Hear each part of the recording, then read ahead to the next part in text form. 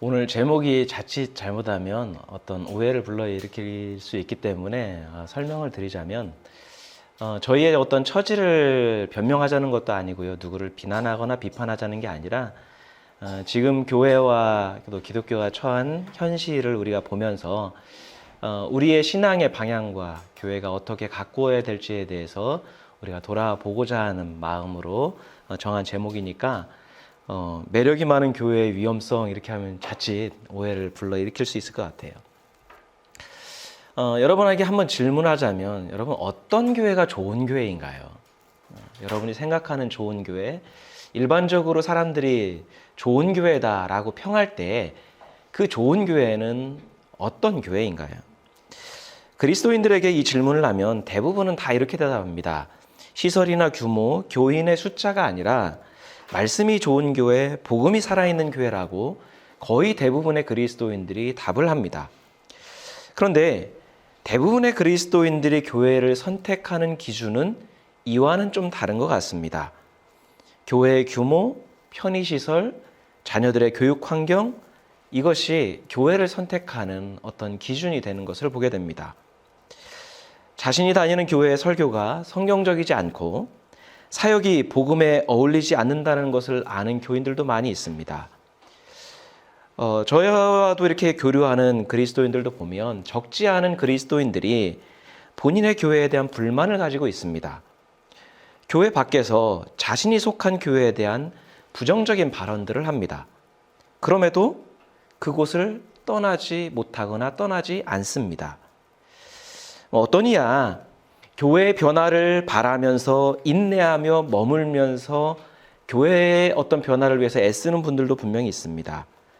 하지만 대부분의 그리스도인들이 교회를 떠나지 못하는 이유는 결국 그 교회가 주는 편의 때문입니다.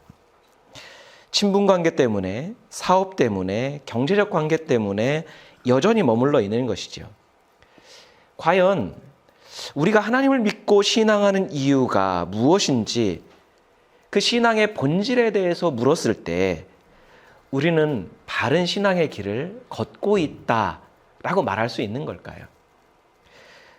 그러면서 우리 주님의 길교회는 어떻게 보면 어떤 매력도 없는 교회지만 교회답게 바른 복음을 향해서 차근차근 한 발 한 발을 떼고 있는지 돌아보게 됩니다. 이 시점에서 예수께서 서문학 교회와 빌라델비아 교회를 향해서 칭찬하시면서 말씀하신 것을 돌아볼 필요가 있습니다. 우리 한번 같이 읽겠습니다. 나는 내가 당한 환난과 궁핍을 알고 있다. 그런데 사실 너는 부요하다.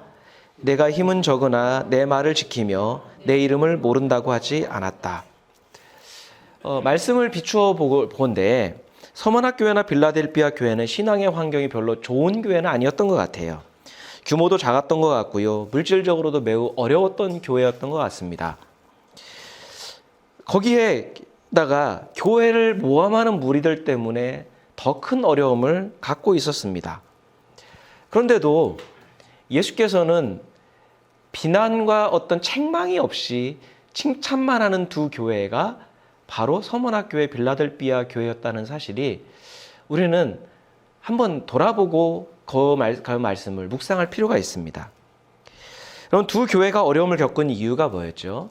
한마디로 이야기하면 현실에 타협하지 않았기 때문이에요. 현실에 타협하지 않다 보니까 사람들에게 매력이 없는 교회예요. 나에게 무엇을 줄 수 있고 제공하는 그런 교회가 아니란 이야기죠. 황제 숭배나 풍요를 우선시하는 그 우상 숭배를 거절했기 때문입니다. 아마 현실에 타협했다면 두 교회도 넉넉하고 편안한 교회가 될 수 있었을 겁니다. 하지만 교회답게 성도답게 존재하기 위해서 넉넉함과 편안함을 포기하고 오히려 환난과 궁핍을 감당한 것이죠. 그러면서도 예수께서 칭찬하신 이유가 뭐예요? 그냥 그거를 감당했기 때문이 아니라 그러면서도 교회의 본질을 지켰어요. 믿음과 사랑과 섬김과 인내를 그 어려운 가운데서도 중단하지 않고 지속했기 때문에 예수께서는 그 믿음을, 그 행위를 칭찬하신 것이죠. 두 교회는 사람들이 볼 때 매력적인 교회가 아닙니다. 사람들의 흥미를 끌만한 어떤 것도 갖추지 못했던 것 같습니다. 근데 예수께서는 뭐라고 해요? 두 교회야말로 진짜 부요한 교회다. 어떤 외적인 평가가 아니라 그 교회가 감당하고 있는 믿음, 그리고 그들의 신앙, 그것을 보면서 그거야말로 진짜 부요하다라고 말씀하는 거죠. 예수님의 이 평가가 우리 신앙의 목적이 되어야 되는 것이고 우리가 하나님을 신앙하는 이유가 되어야 되는 것이죠. 그런데 이와 정반대의 환경, 정반대의 평가를 받는 교회가 있었는데 바로 라오디게아 교회입니다. 우리 3장 17절 말씀 가지겠습니다. 너는 풍족하여 부족한 것이 조금도 없다고 하지만 실상 너는 내가 비참하고 불쌍하고 가난하고 눈이 멀고 벌거벗은 것을 알지 못한다. 라오디게아 교회는 부족한 것이 조금도 없이 풍족했던 것 같아요. 그 교회에 속한 성도들도 스스로 자부할 만큼 우리는 모든 것이 넉넉한 교회다. 부족한 것이 없다라고 말했던, 여유가 있던 교회였던 것 같습니다. 그러니까 외적으로 보면 사람들의 어떤 매력과 주의를 끌만한 조건을 갖추었던 교회였던 것 같아요. 아, 저 교회 가면 뭔가 도움을 얻을 수 있다. 저 교회 가면 뭔가 유익을 얻을 수 있다. 하라는 그런 게 있었던 것 같아요. 근데 예수님의 평가는 완전 반대예요. 뭐라고 말씀하세요? 너희가 실제로는 비참하고 불쌍하고 가난하고 눈이 멀고 벌거벗었다고 말해요. 모든 그 비참한 그 단어들을 다 수식한 것 같아요. 한마디로 뭐예요? 너희가 교회답지 못하다. 너희가 성도답지 못하다. 그래, 외적으로 가진 것으로 볼 때는 다 갖췄어. 그런데 영적으로 신앙적으로 보면 너희는 아무것도 없어. 라고 말씀하는 거예요. 사람들에게는 매력을 느끼게 하는 교회였는데 예수께서 보실 때는 교회로서 갖춰야 될 본질을 갖추지 못한 다 상실한 참담한 교회였던 것 같아요. 여러분, 이 수식어를 보면 참담하지 않나요? 예수님께서 우리에게 오셔서 너는 비참하고 불쌍하고 가난하고 눈이 멀고 벌거벗었다. 나는 스스로는 아무 문제가 없다고 여겼는데 그렇게 평가하신다면 우리 마음이 얼마나 참담할까요? 근데 예수께서 왜 이렇게까지 날선 비판을 하시는 걸까요? 우리 지도를 보면 알지만 이제 마지막 이렇게 시계 방향으로 돌아서 결국에는 내륙 깊숙이에 있는 라오디게아를 우리가 보게 됩니다. 그러니까 라오디게아는 빌라델피아 이제 남쪽에서 위치한 도시인데요. 기원전 한 253년경에 셀루시드라고 하는 왕조의 왕인 안티오쿠스 2세에 의해서 세워진 도시가 라오디게아 교회입니다. 라오디게아는 무역의 중심지였고요. 그렇기 때문에 소아시아에서 가장 부요한 도시 중에 하나였습니다. 게다가 로마에게 정복당한 이후로는 행정의 중심 도시가 돼요. 그리고 여러 가지 산업도 발달합니다. 그러니까 원래 부요했던 도시가 더 부요하고 풍성하게 된 거죠. 그러니까 이 도시가 얼마나 부요했는지에 대한 어떤 증언이 하나가 있는데 주 60년 정도에 여기에 커다란 또 지진이 발생하게 됩니다. 근데 이 도시가 얼마나 부유했던지 도시 자체가 가진 힘만으로 그 지진에 대한 모든 복구를 다 해요. 우리가 앞서 다른 도시들을 살펴봤지만 다른 도시들은 로마의 도움을 받아야 겨우 도시를 복구했는데 라오디게아 교회는 자기들이 갖고 있는 자원만으로 도시를 복구할 정도였어요. 그러니까 얼마나 부유한 도시였는지 우리가 알 수 있는 거죠. 그리고 라오디게아 이 도시는 제우스를 섬겼습니다. 그리고 황제를 숭배했습니다.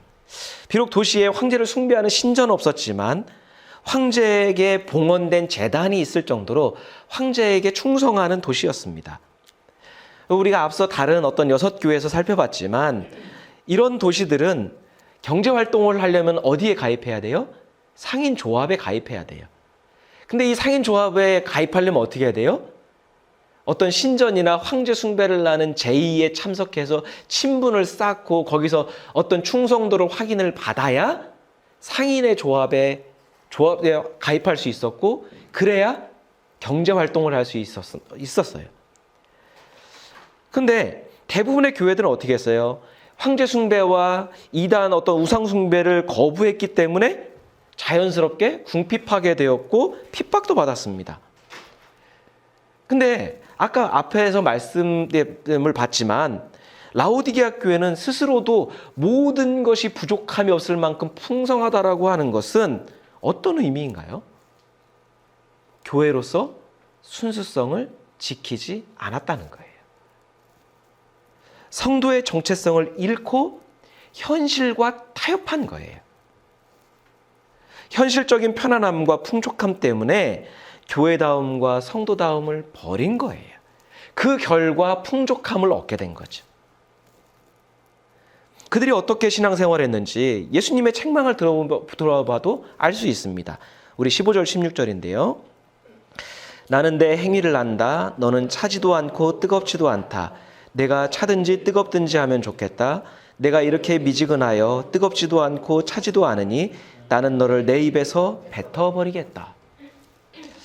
모든 것이 풍족했던 라오디게아 도시에 하나 부족한 게 있었는데 바로 그 도시에 큰 물줄기가 없었던 거예요. 우리가 어떤 그 도시의 발달사나 이런 거를 보면 알지만은 도시가 발달하기 위해서 필요한 것 중에 하나가 뭐예요?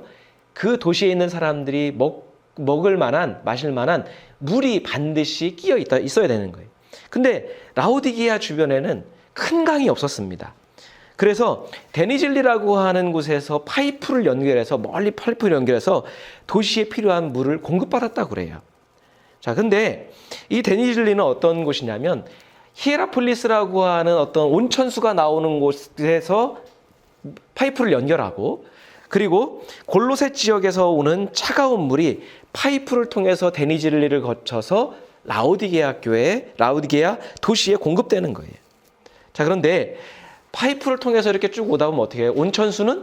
뜨겁던 온천수는 식게 되고, 그리고 차갑던 물은 햇볕에 달궈지면서 미지근하게 되고. 자, 예수께서 말씀하신 이 말씀에는 라오디게아 사람들이라면 누구나 들으면 알만한 그 도시의 배경이 있는 거예요. 자, 그런데 예수님의 관심이 물이 미지근하다는 어떤 온도에 있는 게 아닙니다. 왜냐하면 여러분, 우리가 일상에서 겪지만 여러분, 꼭 뜨거운 물, 찬물만 좋나요? 어떤 때는 미지근한 물이 찬물과 뜨거운 물보다 더 나을 때가 있어요. 유용할 때가 있습니다. 그러니까 예수께서 이 말씀을 하시는 초점은 물의 온도가 아니라 라오디게아 교회의 성도들의 태도라고 하는 거예요. 그들의 태도가 어땠다는 거예요? 모호하다라는 거예요. 모호한 태도를 취하는 거예요. 그들의 믿음의 태도가 차지도 않고 뜨겁지도 않는 거예요. 분명 교회이고 성도인 것 같은데 그들의 삶을 보면 불신자들과 다를 바가 없는, 과연 믿음이 있는 사람인지 하나님을 경외하는 사람인지 판단이 안 설 정도로 모호한 태도를 취하는 거예요. 분명 하나님을 믿고 예배합니다. 근데 실제의 삶을 보면 이중적이고 위선적인, 예배 따로 삶 따로라는 거예요.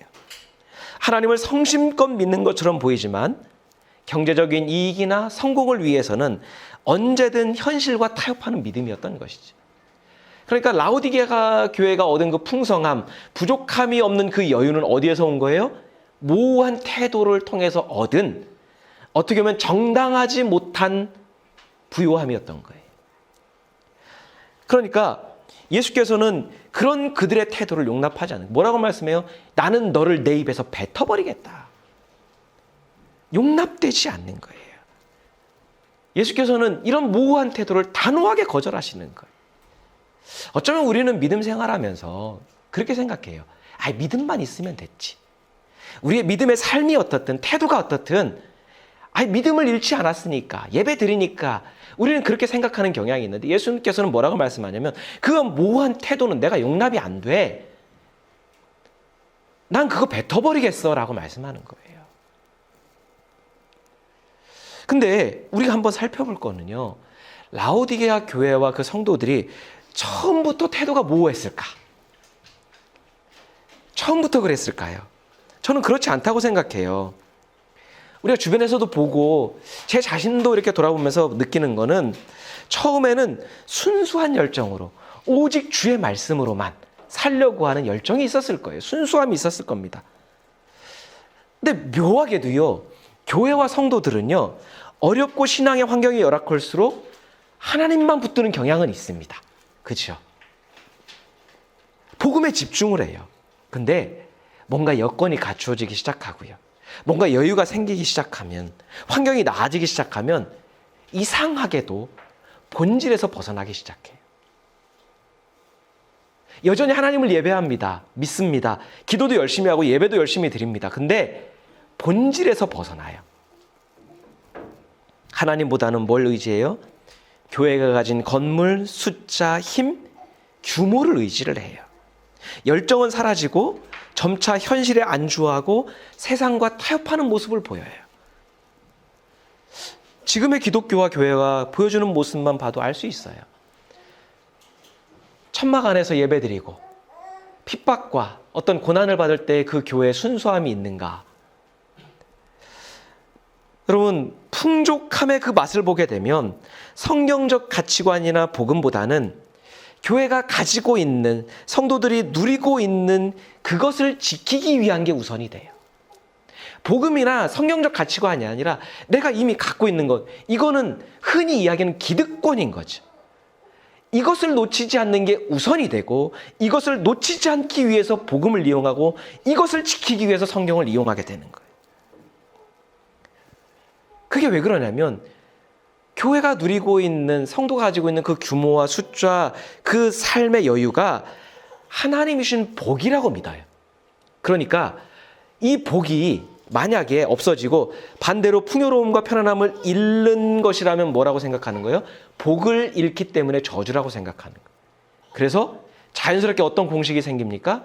편안해지고 여유가 생기면 복을 받은 것이고, 뭔가 삶에 고난이 있어지고 어려움이 생기면 뭐예요? 저주받은 것이다라고 그냥 단순하게 생각을 하는 거예요.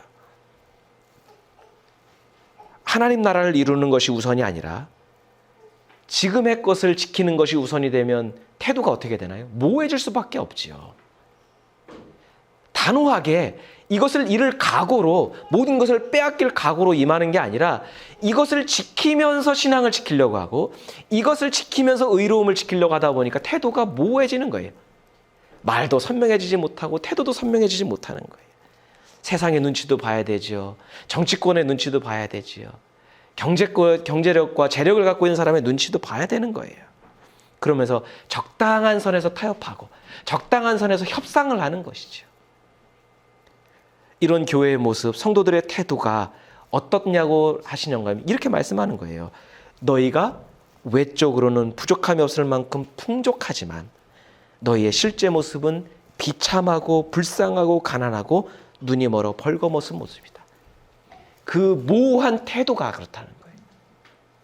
그 모호한 태도가 비참하고 불쌍하고 가난하고 눈이 멀고 벌거벗은 모습이라고 말씀하고 있는 거예요. 여러분, 라오디게아 교회에 처음에 말씀하시면서 예수님께서 자신을 이렇게 소개하셨습니다. 우리 14절 말씀 같이 읽겠습니다. 라오디게아 교회 심부름꾼에게 이렇게 써 보내어라. 아멘이신 분이시요 신실하시고 참되신 증인이시요 하나님의 창조의 처음이신 분이 말씀하신다. 뭐라고 자신을 소개하십니까? 우리가 앞서서 살펴봤지만 예수께서 각 교회에 자신을 소개하시는 게 달라요. 근데 그 소개하실 때 그 소개는 뭐예요? 그 교회가 처한 상황, 그리고 그 교회에 꼭 하시고 싶은 말씀이 본인에 대한 소개인데 뭐라고 말씀하냐면 나는 아멘이고 신실하고 참된 증인이고 창조의 처음이다. 그러니까 이걸 뒤집어 보면 뭐냐면 그 라오디게아 교회와 성도들이 뭘 잃어버렸어요? 아멘을 잃어버리고 신실하고 참된 증인의 자세를 잃어버린 것이고 하나님의 창조의 처음을 잃어버렸기 때문에 예수께서 자신을 다시 그렇게 소개하시는 거예요. 여러분, 이게 우리가 모르고 있는 사실인가요? 예수를 믿는 사람이라면 다 아는 거예요. 아, 예수님은 진리이시다. 신실하고 참된 증인이시다. 하나님의 창조의 처음이시다. 알고 있는데 이렇게 소개하신 건 뭐예요? 너희가 잃어버린 게 이거야. 너희가 회복되어야 될 게 이거야 라고 말씀하고 있는 거예요. 진리를 잃어버렸고 예수의 가르침과 교회의 본질을 상실하고 신실함을 잃어버리고 진실한 증인의 태도를 잃어버리고 하나님의 창조의 질서를 따르지 않고 세속적인 욕망과 현실적 편안함에 도취되어서 우리가 이렇게 여유를 누리니까 우리는 복을 받은 것처럼 자위하면서 있는 거죠. 그러니까 예수님의 가르침을 따르지 않으면서도 예수님을 믿는다고 착각하고 있는 거예요. 그래서 예수께서 교회와 성도들을 향해 이렇게 말씀하시는 거죠. 같이 읽겠습니다. 그러므로 나는 내게 권한다. 내가 부유하게 되려거든 불의 정렬한 금을 내게서 사고 내 벌거벗은 수치를 가려서 드러내지 않으려거든 흰옷을 사서 입고 내 눈이 밝아지려거든 안약을 사서 눈에 발라라. 예수께서 지금 말씀하고 있는 것들이 뭐예요? 그들의 비참한 참담한 현실을 얘기하셨고 그것을 너희가 치유하기 원한다면 회복하기 원한다면 이렇게 해라라고 말씀하는 거예요. 자, 불에 정렬한 금을 사고 흰옷을 사서 입고 안약을 사서 눈에 바르라고 하십니다. 여기서 예수께서 사라 3번을 반복하세요. 왜 3번이나 사라라고 하는 걸 반복할까요? 라오디게아 교회는 어때요? 부유합니다. 어떤 것이든 살 수 있습니다. 사서 소유할 수 있습니다. 원하는 것을 얻을 여유가 있습니다. 근데 그들이 그 여유를 갖고 엉뚱한 것을 사고 있는 거예요. 엉뚱한 것에 투자하고 있는 거예요. 그것이 그들의 믿음을 오히려 더 벗어나게 한 거예요. 모호한 태도로 현실에 안주하게 했습니다. 그러니까 예수께서 너희가 정말로 부유하다고 생각하냐? 너희가 무엇이든지 살 수 있다고 소유할 수 있다고 생각하냐? 그러면 그거 말고 진짜를 사라. 진짜를 사라고 말씀하고 있는 거예요. 첫 번째 뭐예요? 진짜 부유하고 싶으면 스스로 부유하다고 자칭하고 있는데 그렇게 자처하고 있는데 뭐예요? 네가 진짜 부유하고 싶으면 불에 정렬한 금을 사라. 우리가 일반적인 지식으로 알고 있지만 광물에서 캐서 정련된 금을 얻으려면 어떻게 해야 돼요? 불에다가 달궈야 돼요. 녹여야 됩니다. 그렇게 해서 불순물을 제거합니다. 광물이 불에 들어가는 것은 고난을 뜻해요. 환난을 뜻해요. 그러니까 자신의 욕망을 채우고 현실에 안주하려면 불법도 부정도 내 삶 속에 섞여 있어야 되는 거예요. 근데 그 금은 가치가 떨어지겠죠. 그러니까 그것을 걸러내기 위해서는 어때요? 때로는 우리에게 고난도 필요하고 때로는 환난도 필요하고 어려움도 필요하고 근데 그것을 주님의 은혜로 이겨내면서 우리는 정련한 금이 되는 거예요. 존귀한 신앙, 가치 있는 신자가 되는 거예요. 차라리 서머나 교회나 빌라델비아 교회처럼 고난과 환난을 다 감당하는 게 진짜 부유한 것이다. 너희가 진짜 가치 있는 존재가 되는 것이라고 말씀하고 있는 거예요. 벌거벗은 것처럼 수치스러운 삶을 돌이키려면 어떻게 하라고요? 흰옷을 사서 입으라고요. 우리가 하얀 옷을 입으면 어떻습니까? 조그만 오물만 튀어도 바로 티가 납니다. 어떤 것이 부정하고 더러운 것인지 어떤 것이 불의와 불법인지 구별할 수 있는 영적인 분별력, 그게 바로 흰옷이겠지. 만약 우리가 흰옷을 입고 갔는데 오물이 조금만 튀어도 사람들은 알아보고 어떻게 해요? 저 사람 좀 깔끔하지 못해. 그렇게 이야기할 거예요. 교회가 순결함을 회복해야 수치를 당하지 않습니다. 여러분, 교회와 왜 세상에 손가락질과 조롱의 대상이 되었을까요? 오물이 잔뜩 묻었는데 그 오물 묻은 것을 모르는 거예요. 그건 뭐예요? 교회가 순전함을 상실했다는 반증이 되는 거예요. 우리가 정말로 순결하고 순수했다면 조금만 부정한 불의가 들어와도 걸러낼 수 있고 바로 목격할 수 있는데 교회 안에 그런 것이 들어와도 우리 삶에 그게 들어와도 왜 걸러내지 못해요? 모르는 거예요. 그게 부정함인지 불의인지 깨닫지 못하는 거예요. 그런데 그 오물이 묻은 것을 정작 교회와 성도만 모른다는 거예요. 저는 그렇게 생각합니다. 세상에서 왜 교회를 향해서 비판할까? 여러분, 그건 믿음을 향한 핍박이라기보다는 야, 너의 오물 묻었어. 너희가 얘기하는 것처럼 성경적 가치관을 얘기하는 것처럼 너희가 정말 순전해야 되는데 너희 삶을 보니까 너희가 하는 것을 보니까 너희 순전하지 못해. 오물이 묻은 걸 가르쳐 주는데 오히려 우리는 뭐라고 변명을 해요? 니네가 몰라서 그래. 그러니까 더 큰 수치를 당하고 있는 것 같아요. 안약을 사서 눈에 바르라는 것도 마찬가지입니다. 교회 성도들의 눈이 병들어 있으니까 우리가 얼마나 비참하고 불쌍하고 가난하고 눈이 멀고 벌거벗은지 현실을 깨닫지 못하는 거예요. 그저 겉에 소유하고 있는 것에 도취되어서 우리는 모든 것을 소유하고 하나님의 은혜를 받고 복을 받은 것처럼 여기지만 예수께서 말씀하신 것처럼 실상은 비참한 참담한 그 여건을 보지 못하는 거예요. 눈에 보이는 규모와 숫자, 교회가 가진 힘, 프로그램, 안락한 여건을 보면서 하나님이 복 주셨구나 자위만 하고 있는 거죠. 웅장한 예배, 화려한 찬양, 현란한 설교도 눈을 사로잡는 그 모습에 도취되어서 정작 교회와 성도가 걸어가야 할 길을 잃어버린 거예요. 눈이 어두워서 어떤 것이 부요함이고 어떤 것이 가련하고 불쌍한 것인지 구별조차 안 되는 것이죠. 마치 우리가 알고 있는 동화 벌거벗은 임금님처럼 나는 다 홀딱 벗고 수치와 모든 부끄러움이 온 세상에 노출됐는데도 불구하고 스스로 어떻게 해요? 나는 세상에서 가장 찬란한 옷을 입고 있다. 설교를 준비하면서 딱 떠오른 모습이 교회와 성도의 모습이 벌거벗은 임금님이라는 거예요. 그런데 예수께서는 이런 교회와 성도들 또한 버리지 않으신다라는 사실이에요. 우리 3장 19절 말씀입니다. 나는 내가 사랑하는 사람은 누구든지 책망도 하고 징계도 한다. 그러므로 너는 열심을 내어 노력하고 회개하라. 예수께서 라오디게아 교회를 책망하시고 징계하는 이유가 뭔가요? 니네 그것밖에 안 되니까 너네는 끝이야 라고 말씀하시기 위해서인가요? 아니에요. 사랑하시기 때문이에요. 교회와 성도들은 예수님을 수치스럽게 했습니다. 모호한 믿음으로 예수님을 부끄럽게 만들었습니다. 그런데도 예수께서는 그런 교회와 성도들도 포기하지 않으신 거예요. 돌이킬 기회와 회개할 기회를 주시는 거예요. 토해내고 싶을 만큼 뱉어버리고 싶을 만큼 변질되었는데도 아직도 희망을 두고 계신, 미련에 가까운 희망을 두고 계세요. 근데 전제가 뭐예요? 순수한 열정과 회개입니다. 무작정 용납하시는 게 아니라 너희가 순수한 열정을 회복하고 회개하면 내가 너희를 용납하겠다고 하는 거예요. 열심을 내어 노력하라는 것은 더 열심을 내라는 게 아닌 거예요. 목적과 방향을 바꾸라는 말씀인 겁니다.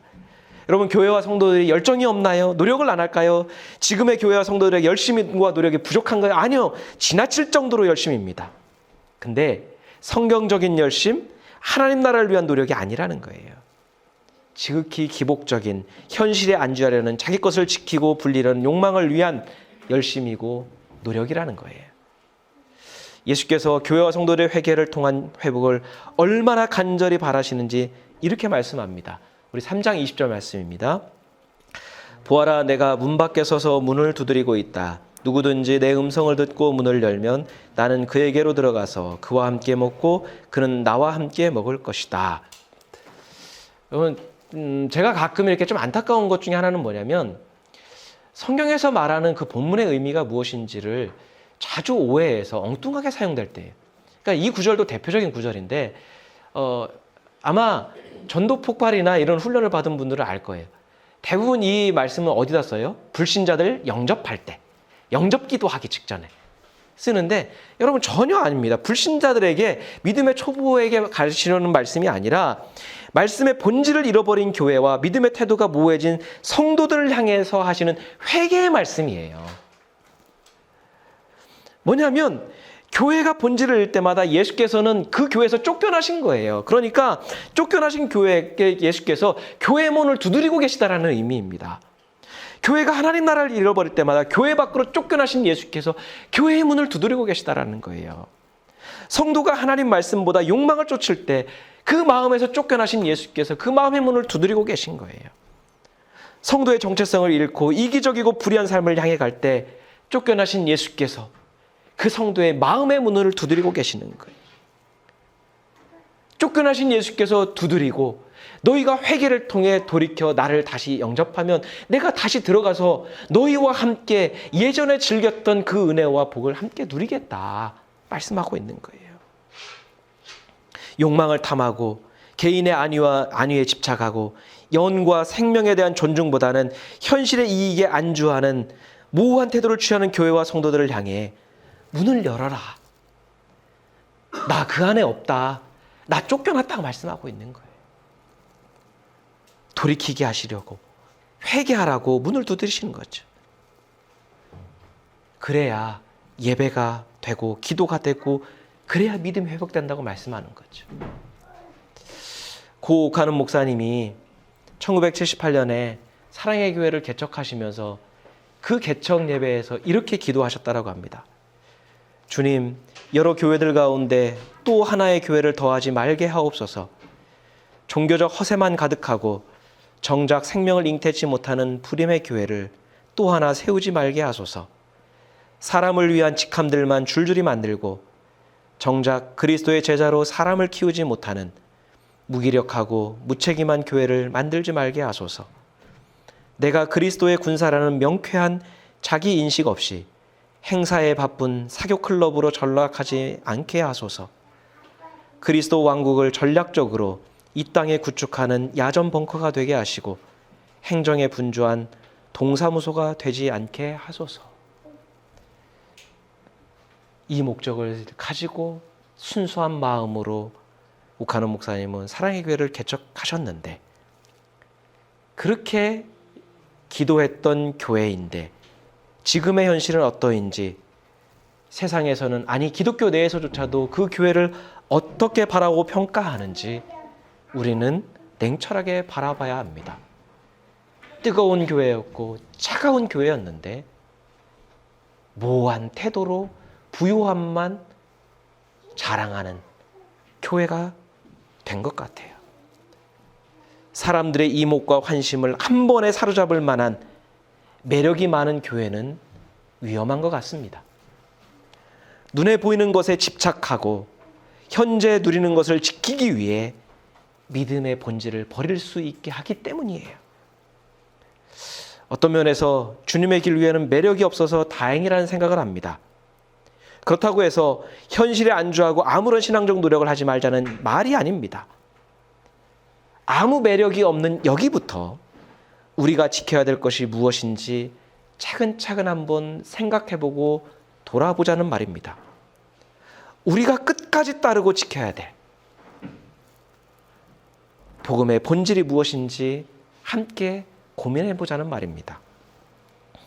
사람들의 시선을 순간 주목시키는 조건과 환경을 갖춘 교회보다는 삶을 함께하고 위로하고 격려하면서 차라리 사람들의 마음의 그 한켠에 서서히 자리 잡아가는 그런 교회이기를 소망합니다. 우리가 늘 예배 마지막에 고백하듯이 연약하고 소외된 사람들에게 주님의 사랑으로 품어주는 성도들의 삶이 될 수 있기를 간절히 소망해 봅니다. 우리 함께 같이 기도하겠습니다.